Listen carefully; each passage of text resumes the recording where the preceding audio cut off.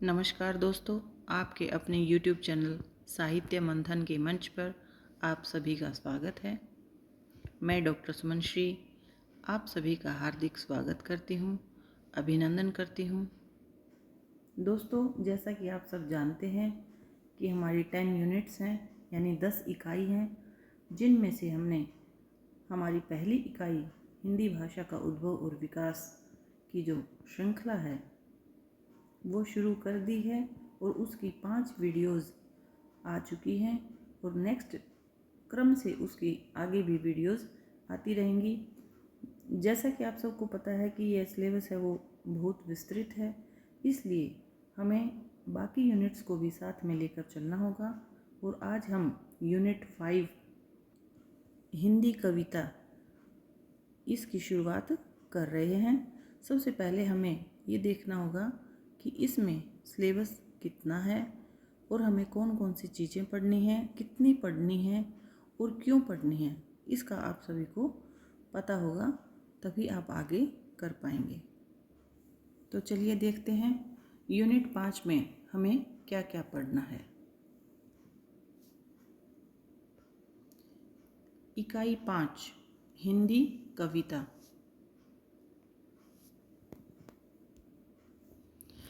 इसमें हमें सबसे पहले पृथ्वीराज रासो का रेवा तट, दूसरा अमीर खुसरो, खुसरो की पहेलियाँ और मुकरियाँ, विद्यापति की पदावली, जिसकी हमें पद संख्या 1 से लेकर 25 तक पढ़नी है। इसमें एक अच्छी बात यह है कि आपको ये सभी पूरे ग्रंथ हैं ये नहीं पढ़ने हैं। इसमें दिया हुआ है कि हमें कितने पद कहाँ से कहाँ तक पढ़ने हैं। जैसा कि विद्यापति की पदावली में हमें पद संख्या 1 से 25 तक पढ़ना है और कबीर का पद संख्या 160 से लेकर 209 तक। जायसी ग्रंथावली का नागमती वियोग खंड, सिर्फ नागमती वियोग खंड को ही हमने इसमें पढ़ना है। सूरदास का जो भ्रमर गीत है उसका पद संख्या 21 से लेकर 70 तक। तुलसीदास का रामचरितमानस का केवल हमें उत्तरकांड पढ़ना है। बिहारी सतसई का दोहा संख्या 1 से लेकर 50 तक और घनानंद कवित का कवित संख्या 1 से लेकर 30 तक हमें अध्ययन करना है। आगे देखते हैं मीरा, इसका हमें प्रारंभ के 20 पद यानी 1 से लेकर 20 तक ही पढ़ने हैं। अयोध्या सिंह उपाध्याय हरिओद का प्रिय प्रवास पढ़ना है। मैथिली शरण गुप्त का भारत भारती और साकेत का केवल नवम सर्ग ही हमें पढ़ना है। जयशंकर प्रसाद का आंसू, कामायनी, और कामायनी के भी 15 सर्ग लगे हुए हैं। हमारे कामायनी में 15 सर्ग हैं, जिनमें से केवल हमारे 3 सर्ग ही लगे हुए हैं, श्रद्धा, लज्जा और ईड़ा। इससे आगे देखते हैं निराला जी की जूही की कली, जागो फिर एक बार, सरोज स्मृति, राम की शक्ति पूजा, कुकुरमुत्ता, बांधो न नाव इस ठाव बंधु, और सुमित्रा नंदन पंत का परिवर्तन, प्रथम रसिम, महादेवी वर्मा का बीन भी हूँ मैं, तुम्हारी रागनी भी हूँ, मैं नीर भरी दुख की बदली, और फिर विकल है प्राण मेरे, यह मंदिर का दीप इसे नीर जलने दो, द्रुत झरो जगत के जीर्ण पत्र, और रामधारी सिंह दिनकर की उर्वशी, और उसका केवल हमें तृतीय अंक पढ़ना है। और दूसरी रचना है इनकी रश्मि रथी। इससे आगे देखते हैं नागार्जुन की है कालिदास, बादल को घिरते देखा है, अकाल और उसके बाद, खुरदरे पैर, और शासन, और इससे आगे है शासन की बंदूक, मनुष्य हूँ, सुमित्रा नंदन हीरानंद, वात्स्यायन अज्ञे, कलगी बाजरे की, यह दीप अकेला, हरी घास पर क्षण भर, असाध्य वीणा, कितने नावों में कितनी बार। और इससे आगे देखते हैं भवानी प्रसाद मिश्र का है गीत फरोश, सतपुड़ा के जंगल, मुक्तिबोध की हैं भूल गलती, ब्रह्म राक्षस और अंधेरे में, इनकी कविताएं हैं। और धूमिल की नक्सलवाड़ी, मोचीराम, अकाल दर्शन, रोटी और संसद, ये अत्यंत ही महत्वपूर्ण कुछ कविताएं हैं जो हमारे सिलेबस में हमारे लगी हुई हैं। ठीक है, एक बार इस पूरे सिलेबस को आप फिर से देख लीजिए। यूनिट 5 में हमारा ये पूरा सिलेबस इतना लगा हुआ है, आप चाहें तो इसका स्क्रीनशॉट ले सकते हैं। इनमें सबसे पहले जो रचना है हमारी लगी हुई है कविताएं, उनमें सबसे प्रथम है पृथ्वीराज रासो और इसका रेवा तट। तो आज हम इसी से शुरुआत करते हैं और ऐसे क्रम से करते हुए हमें सभी कविताओं को कंप्लीट करना है। तो चलिए शुरू करते हैं। सबसे पहले हमें पता होना चाहिए कि रेवा तट की जो कथा है वो कहाँ से ली गई है।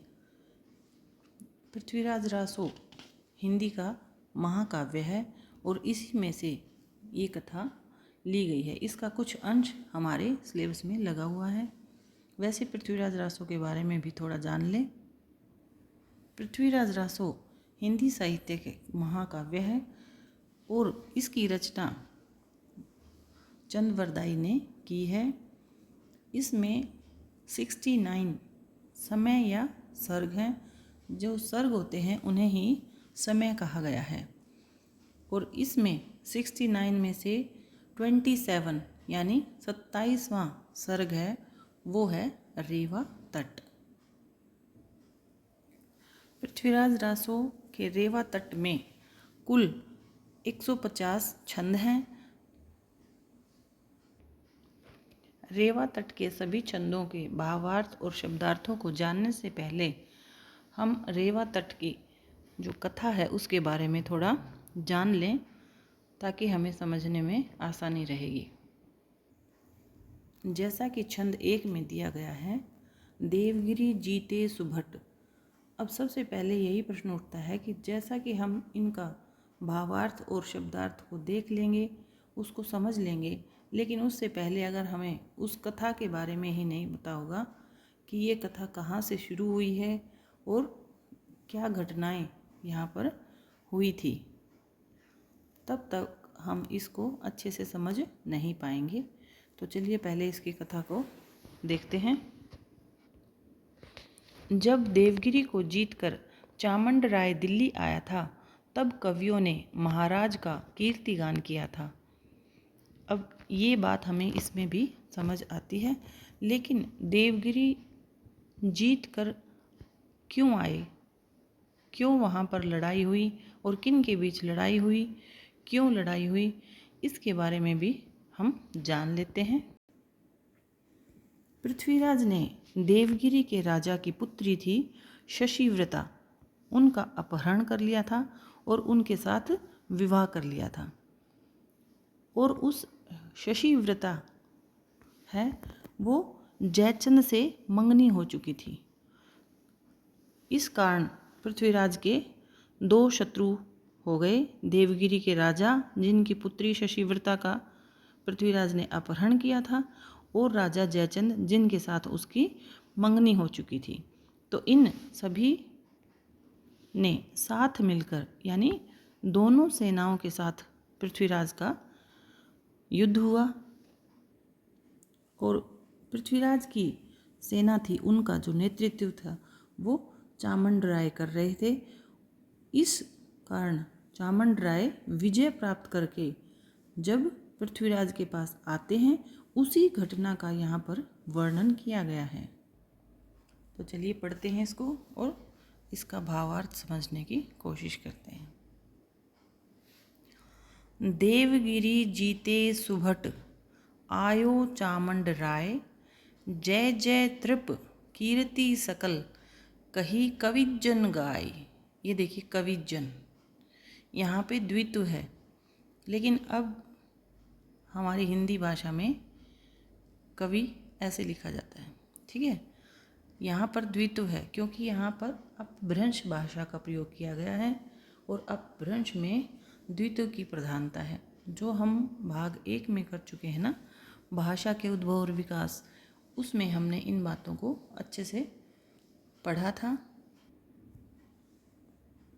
देवगिरी जीते, यानी देवगिरी को जीत कर सुभट, सुभट होता है श्रेष्ठ वीर, आयो, आया कौन, चामंड राय, और उसके आने पर क्या हो रहा था, जय जय तृप कीर्ति, राजा की जो कीर्ति है उसका सभी कविजन गायन कर रहे थे, यानी उनकी जय जयकार कर रहे थे। अब इसमें जो चामंड राय आए हैं इनके बारे में थोड़ा सा जान लें कि चामंड राय कौन थे। दाहराय दाहिम का, इनके पिता का नाम क्या था, दाहर राय। दाहर राय दाहिम का सबसे छोटा पुत्र था।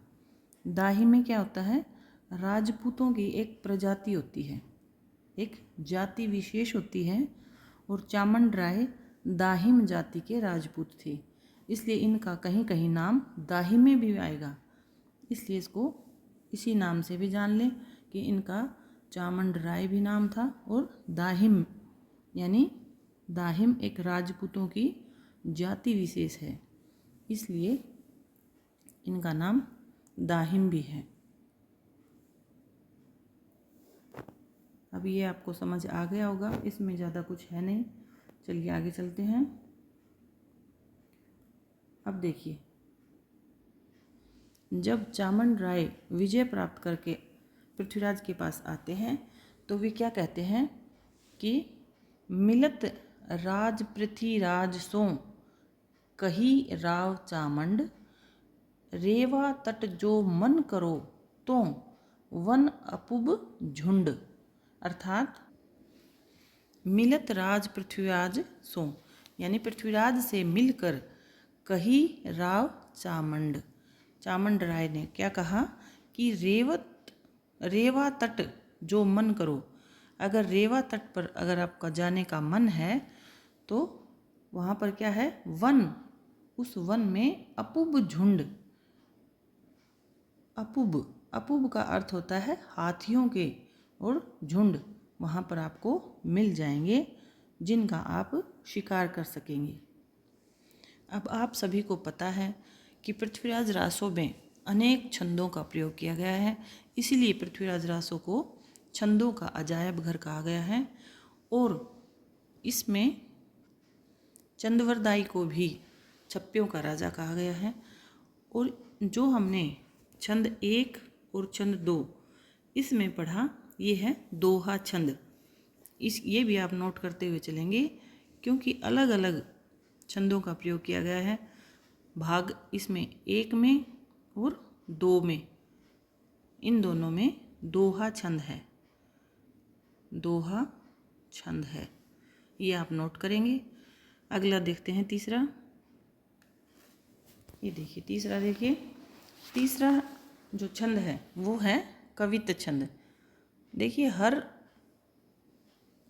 छंद अलग अलग है, इसलिए क्योंकि एक सेम छंद सभी में नहीं है कि 5 में दोहा छंद है, 10 में दोहा छंद है, इसलिए सभी को आप अलग अलग से पढ़ेंगे। और ये तीसरा शुरू हो गया, इसमें है हमारा कवित्त छंद। चलिए इसको पढ़ते हैं। बिंद ललाट प्रसेद करियो शंकर गजराजम, ऐरापति धरी नाम दियो चढ़ने सुरराजम। अब चामंड राय कह रहे हैं पृथ्वीराज जी से कि बिंद ललाट प्रसेद, यानी ललाट मस्तक, मस्तक पर यानी ललाट या मस्तक पर जिस हाथी के शिवजी ने, बिंद का मतलब है तिलक कर दिया है, उसका नाम ऐरावत, वो गजराज यानी हाथियों का राजा है, और तिलक किसने किया है, शंकर ने। ऐरापति धरी नाम, और उसका नाम क्या रख दिया है, ऐरावत। और दियो चढ़ने सुरराज, और उसको किसको दे दिया है, उसको सुरराज, सुर का अर्थ है देवता और राज यानी राजा। देवताओं के राजा कौन है? इंद्र। और उस ऐरावत हाथी को इंद्र को दे दिया है। आगे चलिए। दांव दल तेही गंजी रंजी उमया उर अंदर होई कपाल हस्तिनी संग बगसी रची सुंदर। दांव दल तेही गंजी यानी दांव यानी दानवों के दल का, तेही गंजी, गंजी का अर्थ होता है विनाश कर देना, यानी दानवों के दल का जिसने विनाश कर दिया है। और रंजी, रंजी का अर्थ होता है प्रसन्न होकर। उमया उर अंदर, उमया का अर्थ होता है उमा यानी पार्वती जी। होय कपाल हस्तिनी संग बगसी रची सुंदर। अब शिवजी ने तो क्या किया कि उसके हाथी के मस्तक पर, ललाट यानी मस्तक पर प्रसेद पसीने की बूंदों से तिलक कर दिया और उसे सुरराज यानी देवताओं के जो राजा हैं इंद्र को दे दिया। और जब दानवों के दल का विनाश किया तो इससे गंजी का अर्थ होता है विनाश किया और रंजी का अर्थ होता है खुश होकर या प्रसन्न होकर। उमा ने उस हाथी को क्या किया? एक हस्तिनी प्रदान की, सुंदर हस्तिनी प्रदान की। बगसी का अर्थ होता है प्रदान की, ई है मतलब यहाँ, ठीक है। अब यहाँ पर दो चीज़ें मुख्य रूप से आई हैं, उनके बारे में भी थोड़ा सा विस्तार से जान लें। कई बार हमारे पेपर में पर्यायवाची या फिर उनसे जुड़े तथ्यों को भी दे देते हैं। तो चलिए, सुरराज यानी इंद्र, एक तो इंद्र के बारे में जानेंगे और एक ऐरापति यानी ऐरावत जो हाथी था सुरराज का, इंद्र का, उसके बारे में जानेंगे। ऐरावत हाथी के बारे में जानते हैं। एक तो ये शुक्ल वर्ण के थे। शुक्ल और कृष्ण पक्ष होता है ना दो, कृष्ण का अर्थ होता है काला और शुक्ल का मतलब चांदनी यानी बिल्कुल सफ़ेद हाथी। और चतुर्दंत थे यानी 4 दांत थे, हाथी के 4 दांत होते हैं। और जब समुद्र मंथन किया उस समय 14 रत्नों के साथ ही ये ऐरावत हाथी भी निकले थे। और इनकी जो दिशा है वो है पूर्व दिशा, इसलिए इनको पूर्व दिशा का गज या हाथी कहा गया है।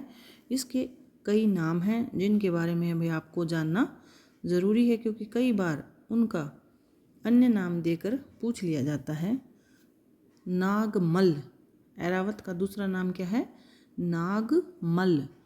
और गजाग्रमी, श्वेत कुंज, सुदामा, सदादान, इंद्र कुंजर, मल्लनाग और श्वेत हस्ती। इस तरह ऐरावत के अनेक नाम हैं जिनको आपको ध्यान रखना है, ठीक है। इसी प्रकार सुरराज यानी इंद्र के बारे में भी हम थोड़ा सा जान लें। इंद्र हैं ये वैदिक देवता हैं।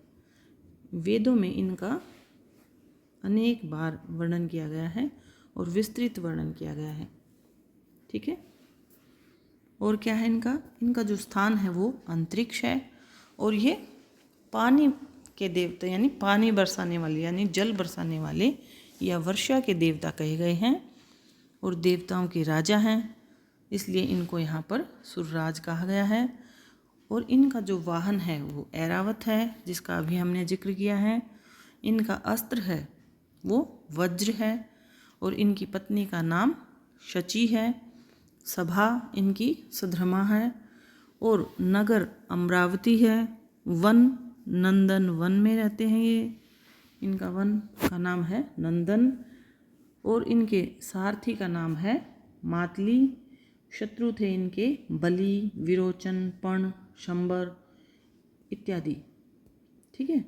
और इनके एक पुत्र भी थे जिनका नाम था जयंत। तो वैसे इतना डीपली पूछते नहीं हैं, लेकिन अब एनटीए ने ऐसा सिस्टम कर दिया है कि पता नहीं क्या पूछ लें, अब उनका कोई फिक्स नहीं है कितना डीपली और कितना बिल्कुल ऊपर ऊपर से पूछ लेते हैं। कई तो बुक्स का बिल्कुल फ्रंट पेज, उसमें कोई लाइन दी हुई है या कोई महीना दिया हुआ है या कोई तिथि दी हुई है, उसके बारे में भी पूछ लेते हैं। तो इसलिए हमें हर चीज़ को बहुत ही ध्यान से याद रखना है। तो चलिए आगे चलते हैं। आगे देखिए, एक सुंदर हस्तिनी उनको दी। फिर उनसे क्या हुआ? ओलाद तासु तन आय के, रेवा तट वन विंध्य तरिय, सामंत नाथ सो मिलत इप, दाहिमे कथ उच्चर्ये। ये देखिए दाहिमे,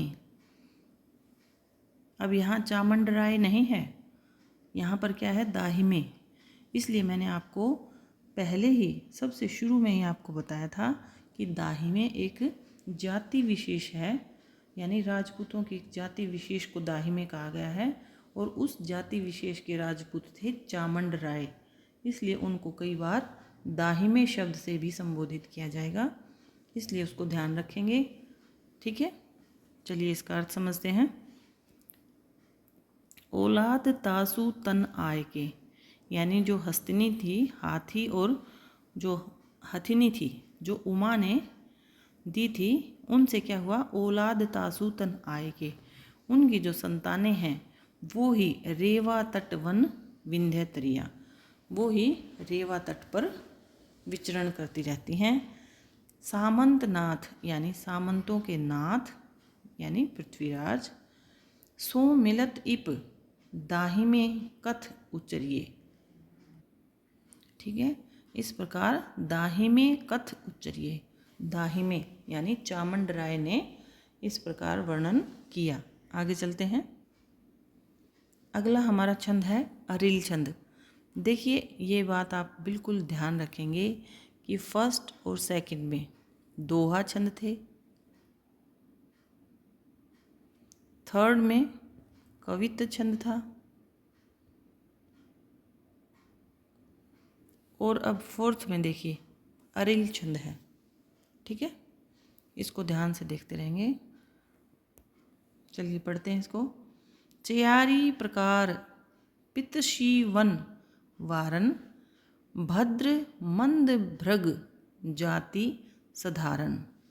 अब चामंड राय पृथ्वीराज को बता रहे हैं कि वहाँ पर रेवा तट पर 4 प्रकार के, चयारी प्रकार यानी 4 प्रकार के जो हाथी हैं, हाथियों की जो प्रजातियां हैं वो वहाँ पर निवास करती हैं, यानी वहाँ पर फैली हुई हैं।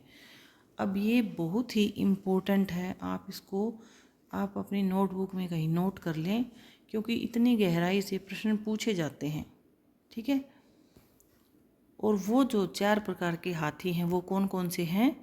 भद्र, मंद, भृग, मृग और साधारण। ठीक है, 4 प्रकार के कौन से हैं? भद्र, मंद, मृग और साधारण। ये 4 प्रकार के हाथियों की प्रजाति वहाँ पर रेवा तट पर फैले हुए हैं। अब चामंड राय की बात सुनकर वहाँ पर 3 लोग हैं, पृथ्वीराज हैं, चामंड राय हैं, जो रेवा तट पर जाने के लिए बता रहे हैं कि वहाँ पर क्या क्या है और कैसा वहाँ का दृश्य है। लेकिन वहाँ पर चंद्रवरदाई भी उपस्थित हैं, और पृथ्वीराज, जैसा कि आप जानते हैं कि पृथ्वीराज के मित्र भी थे वो, तो उन पर ज़्यादा भरोसा करते थे। इसलिए जो पृथ्वीराज हैं वो चंद्रवरदाई से पूछते हैं कि पूछी चंद कवि को नरपति है। नरपति मतलब पृथ्वीराज, नर यानी मनुष्यों के पति यानी स्वामी। ठीक है, तो वे थे पृथ्वीराज। पूछी चंद कवि को, चंद्रवरदाई से पूछते हैं, कवि चंद्रवरदाई से पूछते हैं नरपति कि सुर वाहन, सुर का अर्थ है देवता, और वाहन यानी उनकी जो सवारी है वो किम आय धरती है, वो धरती पर किस प्रकार आ गए, ऐसी जिज्ञासा पृथ्वीराज के मन में होती है। और ये चामुंड राय से पूछने की बजाय किससे पूछते हैं, चंद्रवरदाई से पूछते हैं। तो चंद कवि इसका उत्तर देते हैं। चलिए देखते हैं। ये देखिए, अगला जो छंद है वो है कवित्त। आप बार बार उसको रिपीट करते रहें, चाहे आप एक जगह नोट कर लें कि 1 और 2 में दोहा छंद था और 3 में कवित्त छंद था, 4 में अरिल छंद था, ठीक है। और अब 5वां है जिसमें है कवित्त छंद। चलिए इसको पढ़ते हैं। हेमाचल उपकंठ एक वट उतंग, सो जोजन परिमाण सास तस भंजी मतंग। अर्थात चंद्रवरदाई जी कहते हैं कि हिमालय के समीप एक बड़ा भारी वट वृक्ष था।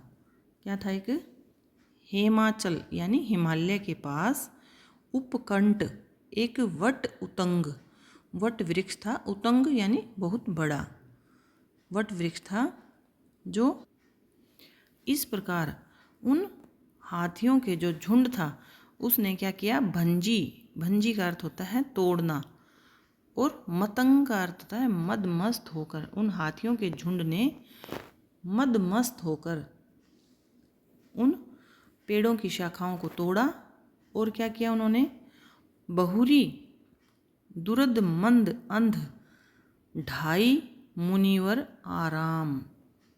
उन शाखाओं को तो तोड़ा और क्या किया, मुनिवर के जो आराम करने की, विश्राम करने की जो की जगह यानी उनकी जो कुटिया थी उसको भी तोड़ डाला। फिर क्या किया, अब किसी के घर को तोड़ेंगे तो क्रोधित होंगे ना। तो जो ऋषि थे या मुनिवर थे उनका नाम था दीर्घतपा। क्या नाम था उनका, आगे देखते हैं। ये देखिए, दीर्घतपारी देशी आप दीनों कुपितामम। अब क्या हो गया, वे कुपित हो गए और क्या दे दिया उन्होंने, दीर्घतपा ऋषि ने श्राप दे दिया उन हाथियों को। क्या श्राप दे दिया, क्योंकि वे अंतरिक्ष से आए थे, ऐसा कहा गया है यहाँ पर, ठीक है। यानी वो देवताओं की सवारी थी और वो यहाँ आए हुए थे और मुनि ने उनको श्राप दे दिया क्योंकि उन्होंने उनके आराम करने की कुटिया को, उसके स्थान को क्षीण कर दिया, भंग कर दिया था। इस कारण कुपित होकर मुनिवर ने, दीर्घतपा ने, ये नाम याद रखेंगे आप, दीर्घतपा ऋषि थे। और फिर क्या किया, अंबर विहार गति मंद हुए। अब श्राप का असर तो होना ही है। श्राप का क्या असर हुआ कि जो हाथी थे वो अंबर में जाने की, अंबर में विहार करने की गति थी, वो क्या हो गई, उनकी मंद हो गई यानी क्षीण हो गई। और फिर नर आरूढ़ संग्रही है। फिर आदमियों ने क्या किया, लोगों ने अपनी सवारी बना ली। जब वो आसमान में नहीं जा सके तो लोगों ने उन्हें अपनी सवारी के रूप में प्रयोग किया। संग्रही है यानी उन्हें, संग्रह का अर्थ होता है संग्रह कर लिया, यानी वहीं पर उनको पकड़ लिया। और ये बात किसको बता रहे हैं, संभरी नरिंद कवि चंद, यानी कवि चंद्रवरदाई हैं।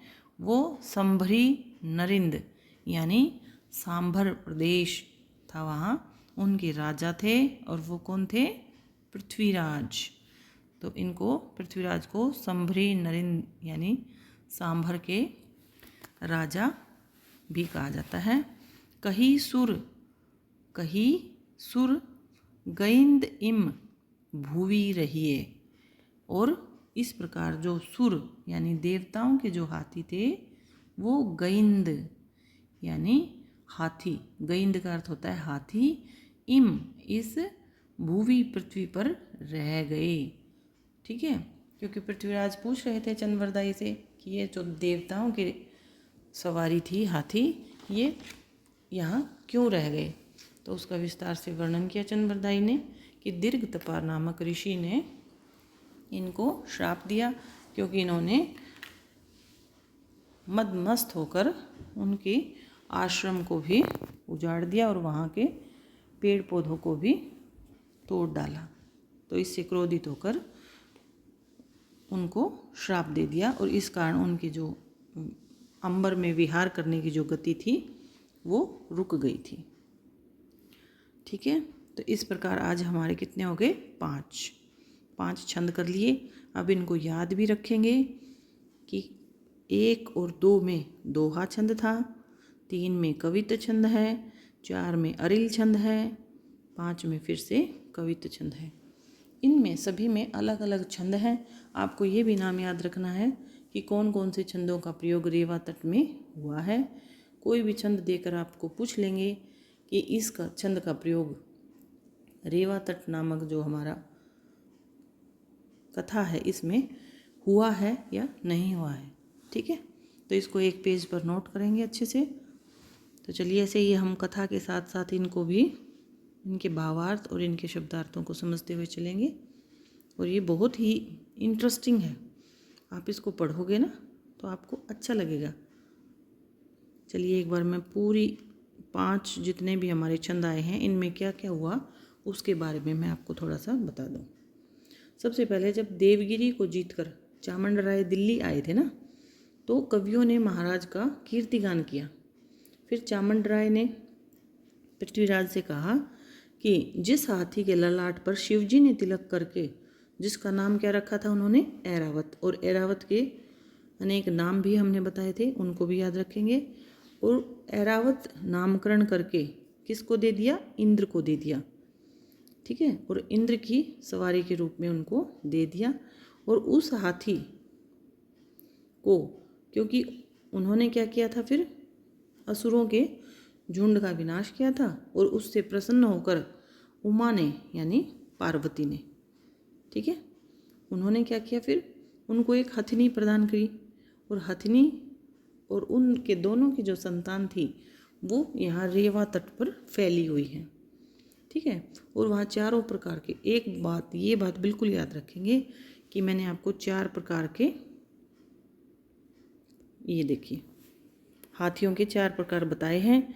ये बहुत ही इम्पोर्टेंट है, बिल्कुल अब तक आया नहीं है ये प्रश्न और अब आ सकता है, इसलिए 4 में से आपको 3 ये दे देंगे और 1 कोई और दे देंगे और आपसे पूछ लेंगे कि ये 4 प्रकार के हाथियों में से रेवा तट पर कौन सा नहीं मिलता है। ठीक है, तो इनको बिल्कुल अच्छे से याद रखेंगे, छंदों के नाम याद रखेंगे, इसलिए वहाँ पर 4 प्रकार के हाथी पाए जाते हैं। और उनसे, पृथ्वीराज से कह रहे हैं कि उनका शिकार करने के लिए आप रेवा तट पर चलें। और चामुंडराय ने पृथ्वीराज से जब पूछा कि वहाँ पर 4 प्रकार के हाथी हैं और आप उनके शिकार के लिए चलें, इस पर पृथ्वीराज ने चंद्रवरदाई से पूछा, क्योंकि चामुंडराय तो सेनापति थे और चंद्रवरदाई उनके मित्र भी थे, तो वो मित्र पर ज़्यादा भरोसा करते थे, इसलिए उन्होंने चंद्रवरदाई से पूछा कि ये प्रजाति हैं, ये जो देवताओं के वाहन थे वो यहाँ धरती पर कैसे आए। तो इसका उत्तर था चंद्रवरदाई ने दिया था कि वहाँ पर एक ऋषि थे, बहुत बड़ा वट वृक्ष था। ये भी याद रखेंगे कि किस चीज़ का वृक्ष था? वट वृक्ष यानी बरगद का पेड़ था। और वहाँ दीर्घतपा नाम के ऋषि थे, नाम याद रखेंगे, और उनके आश्रम को भी और वहाँ के वृक्षों को भी इन हाथियों ने मदमस्त होकर तोड़ डाला। और इसलिए उन ऋषि ने उन हाथियों को श्राप दिया और श्राप के कारण उनके जो आकाश में गमन करने की जो गति थी वो क्षीण हो गई और फिर मनुष्यों ने उनको अपनी सवारी बना लिया। ठीक है, अब यहाँ तक हमने 5 छंद कर लिए हैं। यानी मनुष्यों के पास वो हाथी रह गए। अब नेक्स्ट वीडियो में हम छंद 6 से शुरू करके 10 तक करेंगे। ऐसे ही हम धीरे धीरे डेली थोड़ा थोड़ा पढ़ते रहेंगे। इनमें आए हुए शब्दों को पढ़ें, इनमें जो भाषा है वो आपको पता होनी चाहिए, ठीक है। कहीं द्वित्व की प्रधानता है तो अपभ्रंश भाषा का प्रयोग हुआ है, ठीक है। तो चलिए मिलते हैं नेक्स्ट वीडियो में। छंद 6 से शुरू करेंगे और 10 करेंगे, ठीक है। धन्यवाद। और मैंने जो जो इम्पोर्टेंट बातें इस वीडियो में बताई हैं उनको आप अच्छे से नोट करेंगे और उन्हें बार बार रिवाइज़ करेंगे और इन सभी छंदों को एक बार अपने आप से रीड करके देखेंगे ताकि आपको इनका अर्थ, इनका भावार्थ, इनके शब्दार्थ समझ आएंगे। तो आपको पेपर में पहचानने में दिक्कत नहीं होगी कि ये कहाँ से लिया गया है, ये पंक्ति कहाँ से ली गई है, ठीक है। तो चलिए मिलते हैं नेक्स्ट वीडियो में। धन्यवाद। जय हिंद।